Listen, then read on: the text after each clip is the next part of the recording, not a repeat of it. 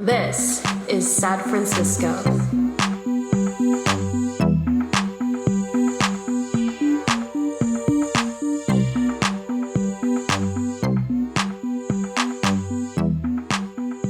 Welcome to San Francisco, where the tech bro stereotype was born. Today we're talking about the decade-defining tech bros who really give us the epitome of tech brodom or tech broness. And broettes. Broettes as well, True, yeah. No, absolutely. And bro-theys. I apologize for disincluding people outside of the gender binary, but that said, most of the people on this list identify as super masc because the tech industry is extremely Patriarchal, just like the rest of society. And for some reason, there's been so many attempts to bring women in. Lesbians who tech, girl bossing, leaning in, and leaning on the kitchen counter. It just doesn't work. It never works. So tech bro reigns. I am Toshio. I'm a journalist who's reported for Truth Out, Al Jazeera, and The Nation. And I have a book coming out in March. It is called Miss Major Speaks. It'll be out on Verso Books, and it is a collaboration with the Black Trans Revolutionary called Miss Major. You can pre-order it now anywhere where you can buy a book. I have a present today to present, and that is Gemma DeCristo's presence. Hey! And Miss Major, definitely not a tech bro. So I'm going to say that, yeah. Yeah, the only tech that she is messing with is rentmen.com. Her jitterbug phone. Her jitterbug phone, rentmen.com. She's able to honestly, like Tumblr, the app Tumblr still exists. Okay. And if she really wants to work something, she'll figure it out. She's more of the DIY community. Well, she'll fake it, like, you know, if she doesn't want, like, who wants to deal with their own apps? If you have someone else that can deal with those for you. Yeah. As girl bossing. She can. Yeah, no, she's got lots of fans. And I'm Gemma DeCristo. I don't have 2 sentences or short bio. I'm here, and I'm here along for the ride. I guess I'll say bombing the hill with Toshio. Thanks for riding dirty tonight. I also need to thank new Patreons. Hey. New Patreons. I need to thank some new Patreons tonight. One being Kentaro. Love ya, Kentaro. Wherever you are. Yeah. However hard you're working. And also to Warren. Thank you, Warren, for being a Patreon and helping us deconstruct the term tech bro. Gemma, what is your earliest memory of the tech bro as a term and a demographic? You know, that's a really good question. So the funny thing is, I feel like, of course, as a lot of language, you know, it's defined by use. I feel like I saw the person or encountered the person before I heard the word. Mm-hmm. And I mean, I suppose that's common sense enough. When I moved to San Francisco, I've lived here about 12 or 13 years. I mean, you know, I think you lived here through some of the first .com boom, but I kind of arrived right at the rise of, I think, the tech bro, the Patagonia, or a little before. Yeah, so fleece. I saw a little bit before that, maybe a couple years or so in San Francisco before that, but then you know, one of the things I loved about San Francisco was like the style. People dress differently. There's lots of kind of countercultures, anti-fashion, alternative sort of, you know, non-conformist, whatever looks and presentations on the street. Yeah. And as the street, I mean, and I'll use this as a helpful way to define it. I think as walking down the street, things got a lot more, figuratively speaking, gray. You know, when we think of dystopian futures and we think of like New York and everyone wearing like a gray suit, and that meant everyone was some kind of automaton, and particularly like an aspiring capitalist or a finance person. I think that's probably our sister city I agree. Definition. It's very similar to another term, fin bro or finance bro, which exists here too. Yeah. That I think you would see in New York more. And, you know, the simple definition for me is... It's a brutalism in a way. It is a kind of, or like a rugged... I mean, an rugged outdoorsy faux kind utopianism. of look, but you're not necessarily getting on a mountain bike Yeah. on the weekends because you're too busy coding. Yeah. And so I think I would define a tech bro kind of simply, right, as another origin of the term, right? I think of frat bros. Yeah. You know, much older term, and they're basically frat bros without a frat, and instead of a frat, they have a tech company or a startup. Right. So that's the simplest definition. We'll get into like the more nitty-gritty as we go on. So I think the term has been around long enough that maybe our audience is more familiar with it, but that would be kind of my tent poles definition of it, is that it was very, you know, and it was meant to describe a very particular type of white, you know, particularly cis, masculine, macho kind of Don't forget energy. the East Asian or sometimes that's true. South Very, Asian. Yeah, East and South Asian too. Yeah, Don't we kind forget of, us. yeah. It's an all-inclusive term. You know, it's open to everyone. As we'll see, we have some people who may not identify as bros who are very much tech bros, or espouse the ideology of tech broism. So. Yeah, I think it's a really simple definition if you're listening to this and haven't lived in San Francisco, for example, or even if you have and you maybe grew up here but came back. They're basically frat bros without a frat, and it's Right. There's also like a Revenge of the Nerds kind of specter there, I think. I hear that. If because it's like the incel, Yeah, the chinless absolutely. incel. Yeah, no, totally. Return of the frat, Kind yeah. of just mix their life online. They're busy at the computer. They're the reason for blue light glasses existing. They're always doing a little bit more work than the rest of us. And how dare the rest of us need a couple days off. Right.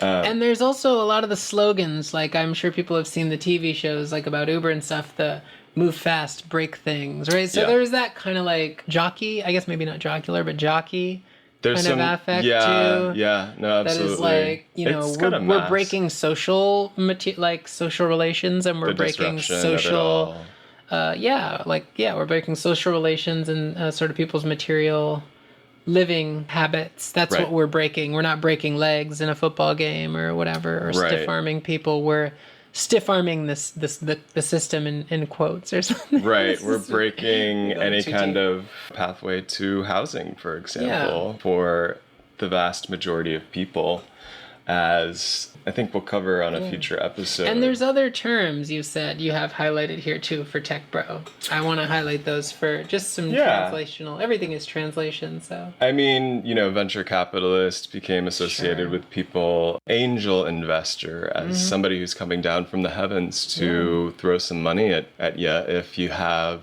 an idea and a dream.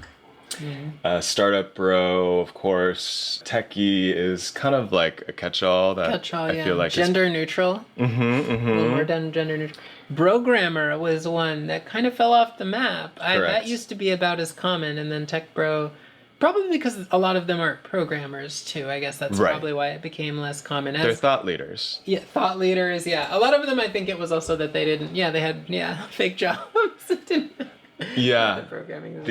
I mean, it doesn't, programmer doesn't allow for like the TED Talk Yes. of it all, because Yes. that's, and the South by Southwest, what that's become, or Burning Man has become, which is, it's more inclusive than programmer. Yeah. Because these are people who have never necessarily typed a line of C++ on a computer. In fact, I mean, we should at some point talk about the fall of these coding schools, because The coding boot camps would be a great issue. Maybe we Yeah. we could bring Chelsea on maybe and do like neoliberal education, because Would love they're pitched to like more poor minority folks that Right. have no chance of quote unquote becoming a tech bro, to give it that sense. Right. Yeah. But those people actually probably do come out with some coding skills, whereas most of these people, they're not programming. Not like, I It's think a that's rich person's aspirational hustle. I think necessarily. people mostly it's the fire fest of it all. Yeah. to say. Yeah, no, absolutely. It is the scamminess. It is knowing that even if you aren't liminally scamming people, that perhaps you're working for a large tech company that is creating drones, and being okay with that. Like knowing that the code that you code will be used in malevolent ways. Yeah. Another parallel term would be a victim. Oh, Because I think all of the people they that see themselves proclaim- as victimized. Yes. That's well, that was my Revenge of the Nerds reference. I think they see themselves as kept out of the normal pathways of brodom. Right. Or like, conventional patriarchal white colonial masculinity, whatever. Yeah. Yeah, I remember being encouraged as a child. I was like kind of a bookworm, maybe reading too many books for some of the adults in my life. And I remember one of the things that my parents would tell me was like, well, at the end of the day, check back in 20 years and someone will be pumping you'll your show gas. them. Oh, yeah, exactly. yeah. The same people, the jocks, the bullies of high school will it's very much wish. a revenge fantasy part, yeah. Yeah. But in all senses of kind of nostalgic revenge, it invents its antagonist, right? I mean, most of these people never were bullied and grew up wealthy, and No. even what bullying means, we don't need to go into too much. Sure. But yeah, it's you're right. That is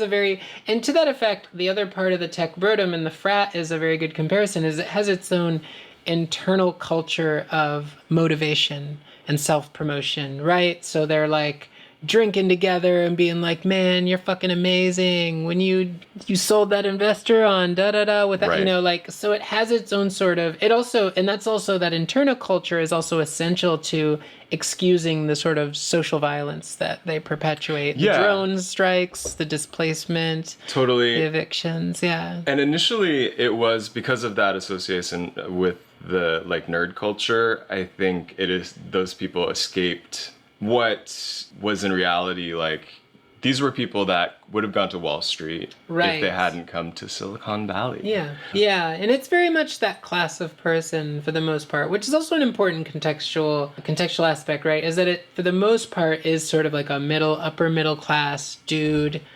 There's some not dudes we'll talk about today, but that also is really essential to both the confidence and the feeling of victimhood.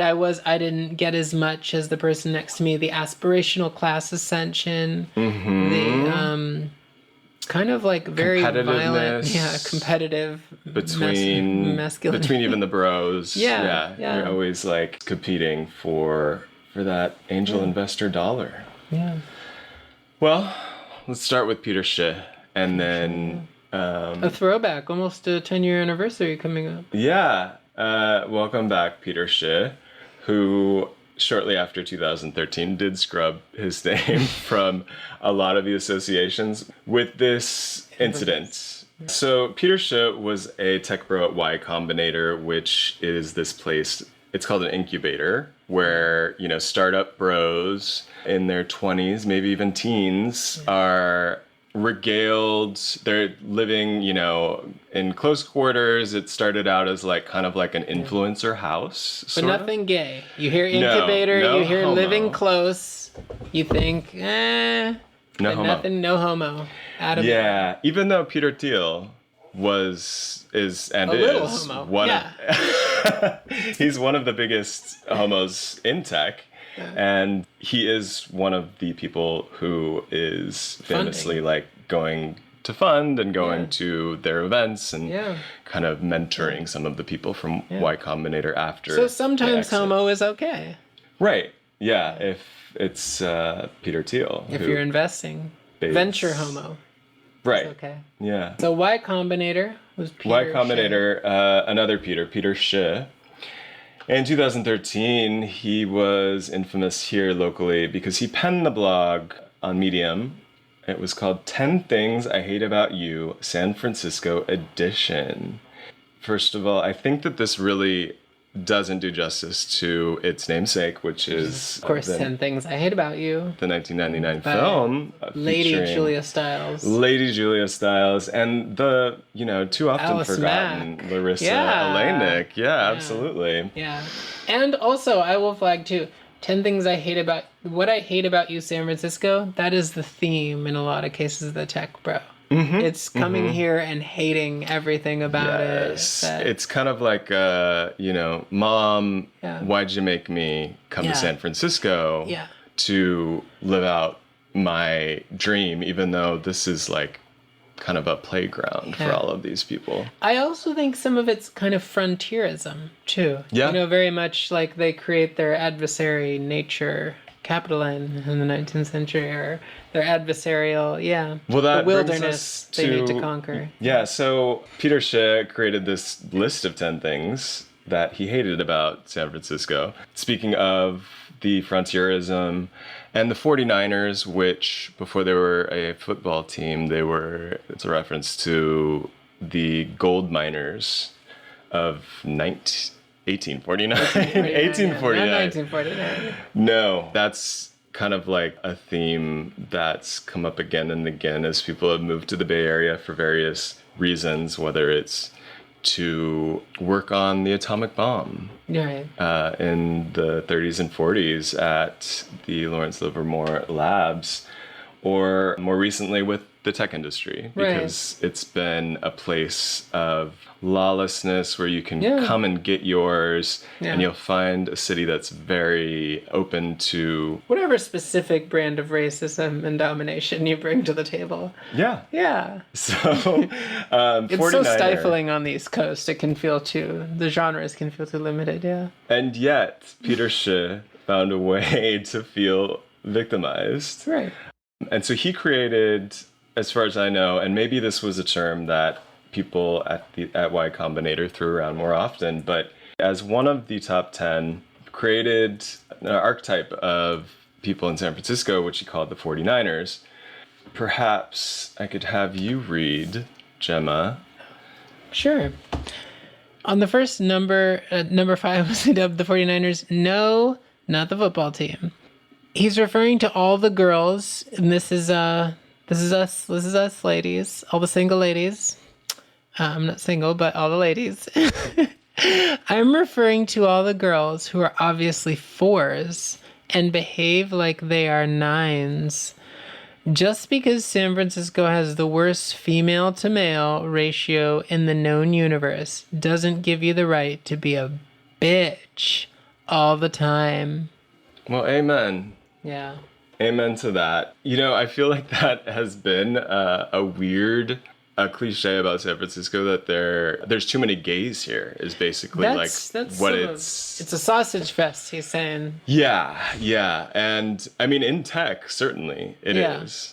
It's very much the attitude of a guy who goes to like a macho party and then complains, why aren't there women here? Right. That's kind of his outlook. Sure. And then, of course, I'm sure it's the obvious, right, that all our listeners are saying that women just don't want to be in his presence, which is certainly probably likely true. Yeah, absolutely. What are some of the other numbers that we could go over on his list? Yeah. Also, this is an obvious, the 4s and 9s, very Mark Zuckerberg, very social network. Hotter, rate your... because how initially, Facebook started was as a rating the girls on the Harvard campus. So you can also see this genealogy. He's his ancestors' wildest dreams. Peter, it was Harvard. It was Harvard. Yeah. To start. So you can kind of see the genealogy too. I suppose it's also a good... and being victimized by women, again, very conventional tech bro, incel kind of thing. Like, oh my God, that woman who... is not attractive to me. Right. Was mean to me. Yeah. He also hated homeless people, and that makes him an archetypal tech bro. Very important. Absolutely. Part of the tech bro. At one point in the top 10 things he hates about San Francisco, he says, I'm seriously tempted to start fucking with people and pay for homeless guys to ride the Powell Street cable cars in the middle of the day. That ought to get the city's attention. So it was kind of like he wanted to create like a false flag operation on the cable cars that go up Powell. He thought that the city was not actually, as it has been for years, intentionally creating this situation where there are always going to be fewer shelter beds than homeless people. There are always going to be fewer public housing units than homeless people. And it's something that they could do something about immediately, but they choose not to because having housing as a rare commodity works for a lot of their funders. In addition to, hating women, he hates what he calls... Should I read this one? Sure, go for it. Please do. This is also a shout out to us ladies. He also mused once, transvestite to taxi ratio being quite literally off the charts. It is impossible to get home safely, especially if you live far from downtown, because of the roving gangs of transvestites, which I guess would be like Frankenfurter. I mean, I guess. I don't know. I know the Brazilian term is it's pretty amazing. Yeah, it's. But I love. He couldn't walk out the door. He's describing our dreams. I mean, honestly, like if this was scaring tech bros away from like leaving their condos, which they did try to create the sky bridge between Twitter and the Nima apartment building so that people wouldn't even have to leave. So you've heard of broken windows policing. This is untucked policing. Is what he's really, what we're really dealing with. So. Yeah, he also hates how the weather here is like a woman who's constantly PMSing. That one. When there's not a woman to yell at, you gotta yell at the sky like she's a woman. Yep. Mother Gaia. So today, these people cannot be canceled. They can scrub their shit from the internet because they work in tech and they know people and they have money to pay people to do that. Today, Peter Shi straddles the line between a full stack software developer and a technical product manager, focusing on user-first designs and making data-driven decisions. I'm happy to report that he did return to his beloved New York.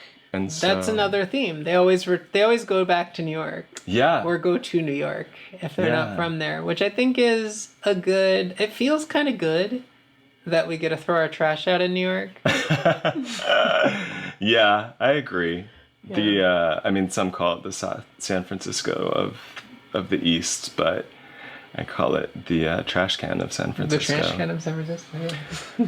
The next tech bro, archetypal tech bro we have on the list is Gregory Gottman. Well, we could just read his entire Facebook post is what it was. Just right around the same time as Peter Shi. There were a bunch of people like Greg Gottman and Peter Shi who felt like they needed to air out their grievances. Yeah, about being made to live forced at gunpoint to live in San Francisco, I believe. Right, absolutely. Quote, I just got back to SF. I've traveled around the world, and I gotta say, there's nothing more grotesque than walking down Market Street in San Francisco.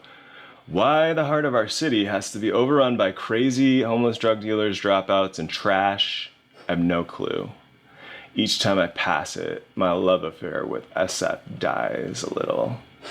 The difference is in other cosmopolitan cities, the lower part of society keep to themselves. They sell small trinkets, beg coyly, stay quiet, and generally stay out of your way. They realize it's a privilege to be in the civilized part of town and view themselves as guests. And you know what? That's okay. In downtown SF, however, the degenerates gather like hyenas, spit, urinate, taunt you, sell drugs, get rowdy. They act like they own the center of the city, like it's their place of leisure. In actuality, it's the business district for one of the wealthiest cities in the USA, and it's a disgrace. I don't even feel safe walking down the sidewalk without planning out my walking path. You can preach compassion, equality, and be the biggest lover in the world, but there's an area of town for degenerates and an area of town for the working class. I guess he considers himself the working class. Yeah. There's nothing. He rolls his sleeves up. Super blue collar. There's nothing positive gained from having them so close to us. It's a burden and a liability, getting legal, having them so close to us. Believe me, if they added the smallest iota of value, I'd consider thinking different, but the crazy toothless lady who kicks everyone that gets too close to her cardboard box hasn't made anyone's life better in a while.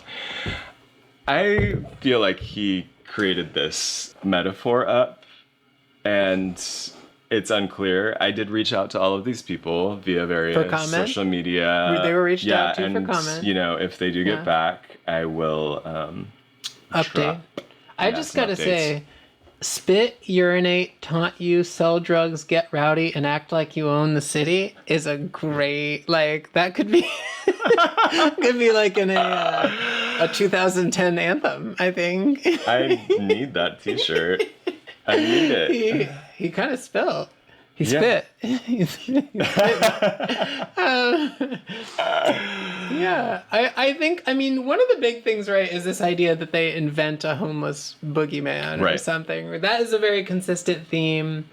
It's very, I think that's also, it's worth pointing out very simply, it's very much like a similar right-wing tactic, right? Yeah. Like inventing a person that's then your bully. There's that meme where you're putting a boot on your own face, and it's like, I'm being oppressed by, blue-haired people with pronouns or something, and it's like, you're making up the person that's oppressing you. Yeah. So that is a very central, when you said victim, I think that their victimology is very dependent upon These this scare, false kind of scarecrow. constructions of I can't even think of a cinematic example of, like a movie where, like maybe like an episode of CSI SVU, which it would have to be, watched a lot I don't of. even think SVU or Law and Order is doing this kind of work anymore. Yeah, no, it's true. They actually got a little woke, to be honest. I had to watch them because of Major. You do not have to apologize. I mean, now they have a channel. My mom's got it on 24/7. Yeah. Uh-huh. Yeah. They have that SVU. channel that's just marathoning it. So This podcast is brought to you by Law and Order Special Victims. I do want to know, like, I want to note that, like, I often in the past, like, I've looked in the mirror. I'm like, who's that person in the mirror staring back? Because it looks like a techie. And You've done some soul searching. I am like, I've never felt like I need to map out my walking path. I've never gotten mugged in like 20 years of living here. There's this, again, it's like a construction of the boogeyman that everyone's And doing. also, right, these are like affluent, angry white men who probably never get victimized or whatever. Maybe victimized is not the right word, but like they're not getting mugged. They're not getting catcalled on the street. They're not getting... No. Yeah. Or if they do, like allegedly Scott Wiener did, they're with his Someone cell phone. catcalled Scott Wiener. That's another made up thing that has never happened. That would never happen. Yeah, no one Yeah, would find him that's- attractive. Yeah. Like beyond. He ended up putting his mugger away for many Right. years. So. Right. And which is also the thing, right, is that there's this proclamation of powerlessness, again, related to Right. that too. Like, Putting up your hands.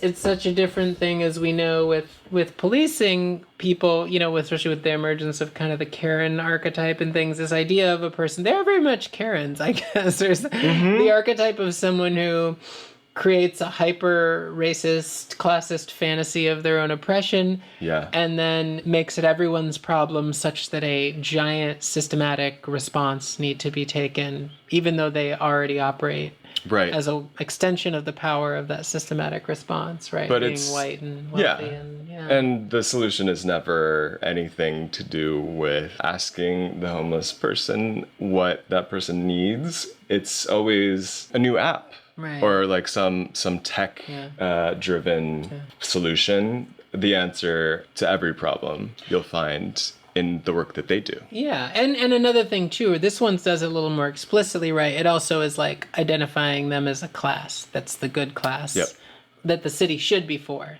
Well, and which will kind of relate to our next example too. Who's this, kind of right to the city idea, which is obviously a big thread in this. Yeah, absolutely. Well. I mean, fortunately for us, like Peter Schiff, Greg Gottman doesn't reside here at the moment, at least. Has he returned to New York as well, or? He's off to sunny Miami, where he practices, quote, blockchain infrastructure marketing, DeFi, NFTs, and ecosystem development. Probably not any of those things anymore. Given that, this year we saw feels like just this year we saw the rise and the fall of NFTs. Yeah. People talk shit about the Florida man, and This is a much worse Florida man. This is the Florida man that San Francisco hath wrought. Yeah. And I feel bad for Florida for having exported to deal people with like it, yeah. this. Like you said, some of Greg Gottman's own characteristics we see in the next quote-unquote tech bro on the list. That is everyone in the corporate soccer team of Dropbox. So drama, same year, 2014. Video went viral of tech bros wearing Dropbox t-shirts. Dropbox, if you don't know, is a cloud storage company which was criticized by Edward Snowden because of weak encryption, allowing it to surveil user data, which it can hand over easily to the government. In the ensuing drama over these tech bros wearing Dropbox t-shirts, accosting local Latinx teens. Yeah, teens, really. Kids, teens, yeah. That were playing soccer at a local soccer field in the Mission. It went down that, like, I guess they had reserved online on this. The kids were playing on this public soccer field that generally, just like any park, people show up to and play. And it's kind of a weekly event, and it's sort of community. And this is also an important feature of the tech bro. They saw a piece of public infrastructure, a park, and thought, how can we get exclusive access to that? Right. So privatizing. And of course, I remember this because I used to play basketball at the time, and we dealt with this with a basketball person, like a tech bro. You know, there are old systems of reserving these things. Sure. In part, in some cases, usually just extreme situations like for birthdays or something. And yeah, they looked up the system of how to reserve, or allegedly how to reserve the park, and were like, how can we make it for our private soccer team?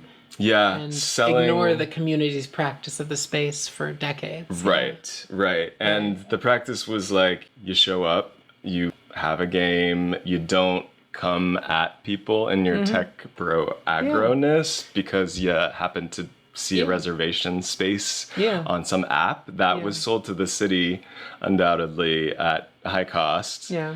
And the city had to kind of renege its whole system of making this soccer field reservable online because of this situation. And it's worth noting, too, that the kids were like, do you just want to play? Because you can play in the game. Right. Because, of course, pick-up game rules. If someone shows up, then, hey, they get to play. You can't, you sub in and out. But that was not enough for them. They wanted the whole field, which I think is also a really important point to bring up about kind of colonizing the whole... Yeah, no, absolutely. area. Well, I mean, I also want to give a shout out to the corporate league of these teams because I guess at the time, a bunch of different companies, including Dropbox, were repping. People from each of the companies were on teams. So I just want to put that out there because perhaps this would have ruined their standing within the league if they had just let anyone play. And there's nothing more important than like corporate standing amongst one another. Sports teams. Yeah. Also shout out not just to Dropbox because they're the ones who most publicly came out and then had to apologize because people were actually protesting. Yeah, it got a lot of, And it's also very similar at the time to the Google bus system, which was trying to kind of privatize some mode of public transit. Right. Yeah, Google buses were allowed by the city to just take up space and use public bus stops. Yeah, use public bus stops, use, of course, any of the transportation lanes that are reserved for city buses. Right. Exactly. Dropbox, there were also people wearing Airbnb t-shirts. Let's not forget. It's diversity. There were many people at Stonewall. Also Hiscox, which I learned is a scammy insurance company that conned a bunch of people out of insurance for losses during the beginning of the COVID pandemic, and also does a lot of its business in insuring high-worth individuals against things like kidnapping and death. Ooh, so taken. Let's not forget these people. Hiscox was repped by Jean-Denis, who does live here in San Francisco still. I did find him with his wife and children. He's a venture capitalist. He's the current chief technology officer at Plaid, which I have used. It connects apps like Venmo to your bank. At least online, he was very into the renaming of Crypto.com Arena. Right.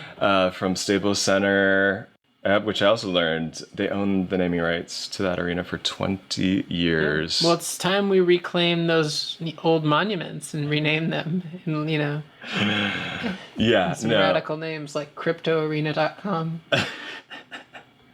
Unfortunately, sorry, Jean-Denis Grez, he and his company at Plaid, they had 2 rounds of layoffs here in SF this year, and that amounted to 20% of Plaid's staff.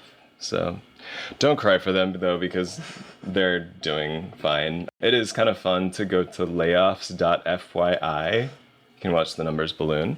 You can watch, We should do that. That should be our New Year's countdown on the show. Watching the tech firings. Next on the list, it wouldn't be a techbro archetype list without a few ladies. Yeah, come through. Michelle Tandler. Hey girl. So Michelle Tandler, this is my favorite. This is my favorite person. I have to lean closer to the mic. Obviously, if you're on Twitter, you know who Michelle Tandler is. She's Twitter famous. Well, we can, the bit of background that thankfully Toshio pulled up is that she works at Growth Path. Say that 5 times fast. A provider of audio courses for professional development. Her goal is to teach soft skills and management at scale. Soft femme skills. Soft femme, yeah. Soft butch. She previously worked at tech firms Thumbtack and Yammer. You might have to tell me what any of those are. Well, so Thumbtack is kind of like TaskRabbit. Okay. It's like exactly like that. And then Yammer came up on our recent episode where we recounted some of the Twitter tax breaks. So it all comes full circle. Yes. So basically Yammer's like Slack. She also, has worked in venture capital, but she's made enough money so that she can kind of like just be on Twitter full time. Yeah. And so she got famous with a specific event. I will read the tweet because it's just so beautifully scored. Do not read this if you're easily grossed out. So a trigger warning.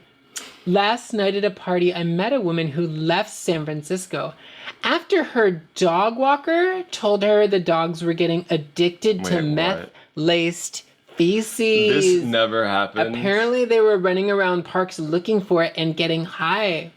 The woman shared her story to a small crowd, so someone piped in. I left San Francisco after my second child got punched by a homeless man wielding a liquor bottle.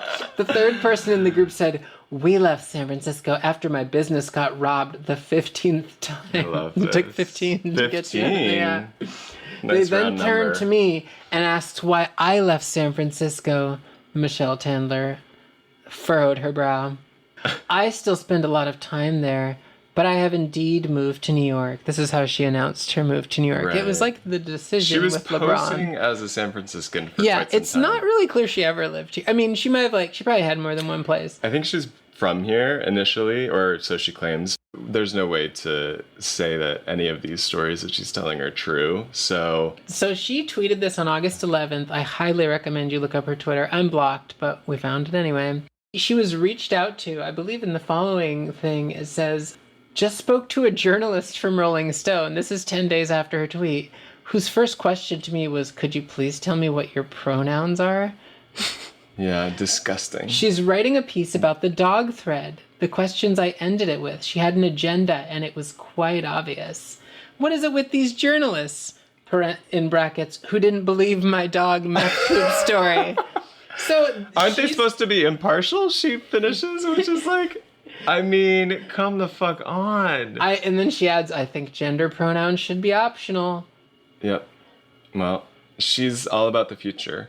She's ahead of the game. So I think you pointed this out when we brought this up. Very similar to cops touching fentanyl. Yeah. It's almost the same thing. Dogs eating meth. Yeah. Or even like before that, it's like the candy laced with like razor blades from Yes. Halloween. Yeah. So very much suburban white flight panic. Yeah, Michelle, we know you're out there somewhere, and we hope that you find that meth-laced poop. Yeah. And she got an article in Rolling Stone. So I think it's worth. Probably the times Rolling Stone has done a thing about homelessness or in San Francisco, or like how the city has, caused hyper real estate speculation, people like Scott Wiener. I bet that's less than they've covered her poop story. Yeah, no, absolutely. It was a viral. It goes to show you again how oppressed they are. Article for them. Yeah. Yeah, no, and she is another one of these techies who kind of retires into journalism. I was at one point able to support myself through journalism. We don't love, but there's lots of venture capitalists out there in journalism who kind of pivoted once, because journalism is this field where you kind of have to now get into it coming from some independent wealth, because it's not going to pay you to live in these places where the media jobs are, like San Francisco or New York. So you got to have some cash in the bank or free rent, like Michelle Tandler. Which is probably why journalism has gotten so much more conservative. Perhaps, yeah, no, I think it absolutely. Should trans people exist? New York Times op-ed. Rolling Stone, yeah. Michelle Tandler also another kind of a more essayistic, voyeuristic version of our previous friends. She also, like a lot of horrible people on Twitter and in real life here, takes a lot of non-consensual pictures of unhoused people in their homes, in their tents, and post them on social media with her captions. And it's which is, again, it's fascinating that part of these people's narrative is always they're being attacked or bullied by homelessness, right, when they are violating. I mean, it's so quick to dehumanize other dehumanizing people. It's predatory, it's creepy. Yeah. It's someone taking a bunch of pictures of you on the street, and she was taking these pictures as like that was her thing for a while, and she kind of gained influence. She became an influencer based on, she would take these pictures of people that she found to be less than human, I guess, and not worthy of even asking, like, could I take your picture? Yeah. That brings us to number 5 on our list. And she moved back to New York. Yeah, goodbye. We have to end with, goodbye. Goodbye. Yeah. Christina Columbus went back to Italy, yeah. Sarah Slocum, last tech bro on our list. Who was Sarah Slocum? Well, she was the first recorded, as far as I'm concerned, anti-tech hate crime survivor. Yeah. So Sarah Slocum, I mean, all of these people, you could say, are survivors of anti-tech hate crimes in their own ways, like having to like see a homeless person on their way to work. Have your condo value drop at all. Having to take a public bus. Or not even drop, but not like go up. As much as you thought it was. As much as the comps were. Having the comps suffer, really. Yeah, and that is a hate crime. Slocum was an avid wearer of the Google Glass, which was basically Google's entree or attempt at launching a wearable device like the Apple Watch.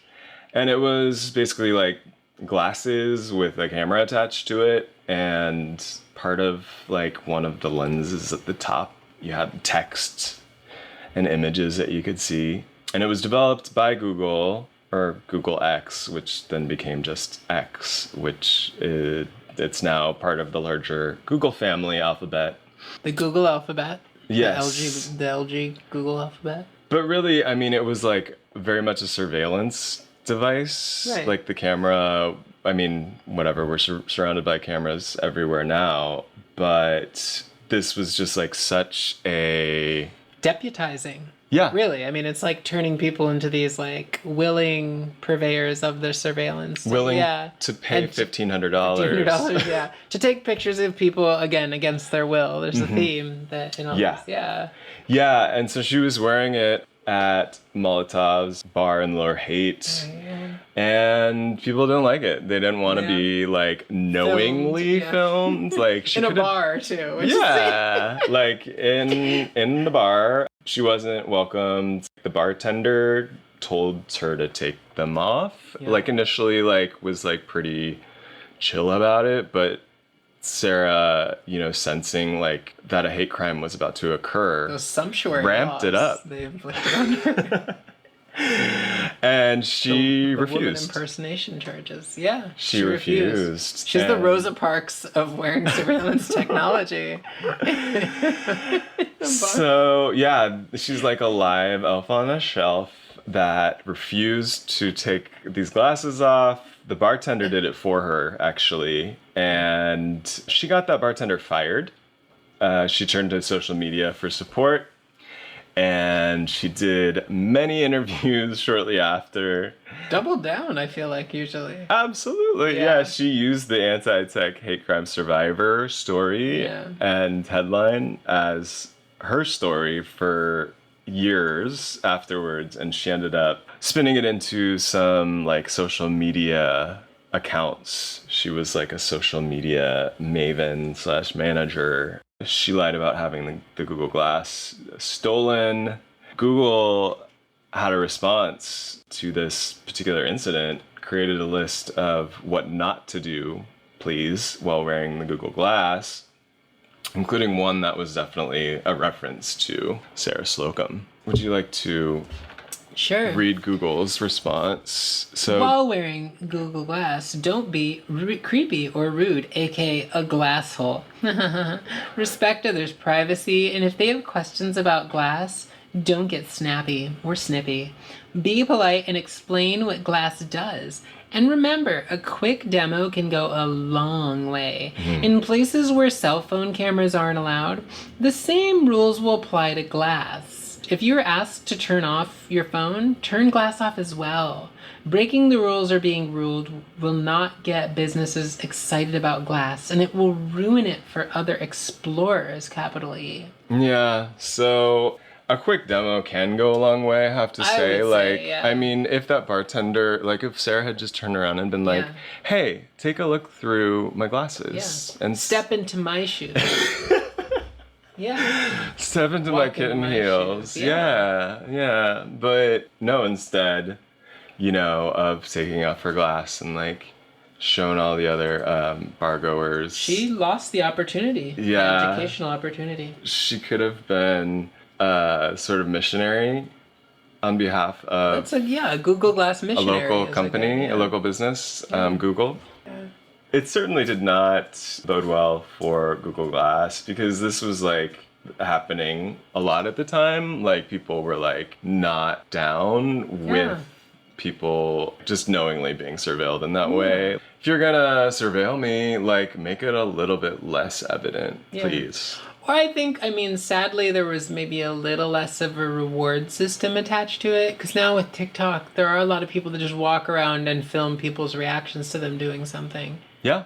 Maybe they do it without releases, but I do think they're, even in, this is not long ago, obviously it's 2015, 2014, 2013, right? 2014, I believe, yeah. And then, but even that long, which is now almost 10 years ago, even then, I think there was just a little less incentive to be fake famous and be online. And, that goes to show you about how effective that's been at enabling surveillance. Yeah. Because I do think some of the resistance to this is probably less today. Maybe. They did try to relaunch the Google Glass after it was retired in 2015. In 2017, they brought it back with, like, I don't know, an improved, so they said, look, and it still was not popular. I also know that, I think it was Snapchat released a sort of Ray-Bans sunglass kind of look. Okay. They also, Google Glass, I remember they were trying to get NBA players to wear it. That was a big thing as a basketball fan. So they would wear it before games because they would never let them wear it in the game. No. But they would wear it to like shoot around in practice. And so it really, they must have spent billions of dollars and failed completely. But yeah, and no doubt got like a great tax rebate at the end of the year for it. Yeah. That flop.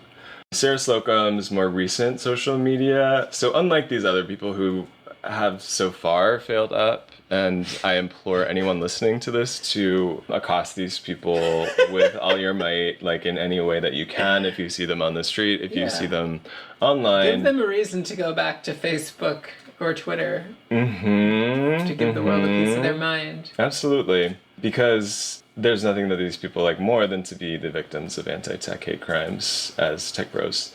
The only person to kind of actually get sort of semi-canceled, was Sarah Slocum. I checked out her more recent social media after not getting a response to a Facebook message. Okay. And it's pretty dark. Okay. Across her various social media, like Instagram and Facebook, even LinkedIn, there's pieces of story that I kind of was able to piece together around in early pandemic and up to now. She's been to jail, in and out of jail. She was saying that her daughter, Ava, was being drugged by her mom, who, previous to the incident at Molotov's, Sarah's mom had gotten a restraining order. Against her. Taken out against Do we know if it was Sarah. glass related?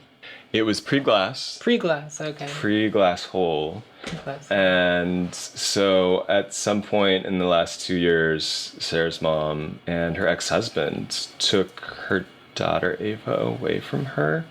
It's pretty dark. Also, her dog was maybe stolen by them as well, according to her. She recounts how she's been like very nice for not filing a police report around her dog being stolen. She was letting him stay with her daughter, but then if Ava wants to see the dog, she's gonna have to come home and see mama. And a theft of one's animal is a criminal offense. Luckily for Jeffrey, ex-husband, it is only petty theft since he's not a pure breed, which was interesting to me. Insult on the dog? Yeah. That's quite a dig to take at your kidnapped dog. Absolutely. Halle Berry would never. Okay, we've recounted the kind of floppery of 5 of the worst tech bros. Funny how like this all came out around like 2013, 2014, when a lot of this was like recounted by Valleywag, which was part of Gawker, that Peter Thiel sued in order to get run into the ground because he did not want them revealing some of the malfeasance of the tech industry and its denizens, its tech bros. I hope that people come away with a sense for like, you know, how this archetype came to be, why people in San Francisco have been hating this type of person for... I think more people get it now. We used to feel crazy and very isolated because you would explain this to people and they'd be like, I don't really get what it is. And, like, isn't tech so nice and, like, progressive or something, you know, or... Innovation. Yeah. But I think now I see people... There are a lot of them are in New York, for one. New York has been infested with them. And then, I don't know, there's places like Venice, even in LA. Oh, And Boston, I mean, Austin, Dallas, I think. I'm sure it's different in different places. But, yeah, it's you know, they've... liberated the tech bro throughout the world. I told you how they were trying to bring tech bros to Morgantown, West Virginia, as well as Fayetteville, Arkansas, when I was there. Right. By offering $10,000 in a mountain bike to lure people who can now do remote work and work from anywhere in the world for their tech companies that will probably honestly soon fire them all. Yeah. Because it's cheaper to just ship this labor out to Hyderabad. Yeah. Or what have you. If you're listening and you're in India and you want to do a tech bro feature, shout out to us. We'd love to, if that exists there, Well, I know that it does. Kentaro, thanks again, Kentaro, for becoming a Patreon. I know you, Kentaro. And Kentaro... I can see you, Kentaro. You're on our Google Glass, Kentaro. Kentaro no longer works in the tech field, but for a brief time worked at, was it GeoCities? Yeah. It was one of those early tech Angel companies. Fire? Actually went, this was like early 2006 or something like that, yeah. And he, as his last hurrah at GeoCities or whatever, the company sent him to India to train his replacement. Oh. Which was cute. So you got a free trip to India as his going away present. Do we have any lessons here that we can gather? The lessons, you know, I think I think watch out for these people. I think spit, urinate, taunt, sell drugs, get rowdy, and act like you own the fucking city. I think our boy Gottman said it best. We're gonna have t-shirts online soon. Thanks, Greg. I'm glad that he's in Miami because that's gonna be underwater pretty soon. So. Yeah. Peace out to Greg Gottman and all of them. They almost all left. So yeah, get out of crypto while you can. I mean, I guess the lesson is San Francisco will outlast any of these tools. Until the next gold rush, yeah, whatever form that may come in. Yeah. Or will we be Detroit in 2 years? Let's stop the gold rushes. Thanks for broing out. Yeah. Broing down, we say. Broing down. Just say the direction, right? Sorry, my bad. Don't misgender it. My bad. Thanks for broing down in San Francisco, which is a podcast produced by Toshio Moronic and Caitlin Wood. We release a new episode every week with bonus episodes for subscribers of the show. If you like the show and have a few dollars to bro down and throw down, sorry, that was really bad. A few dollars to spare, if you like the show and you have a few dollars to spare, go to patreon.com/sadfrancisco, SAD Francisco, to help cover the editing and transcriptions for the show. See you next time in Sad Francisco. Bye.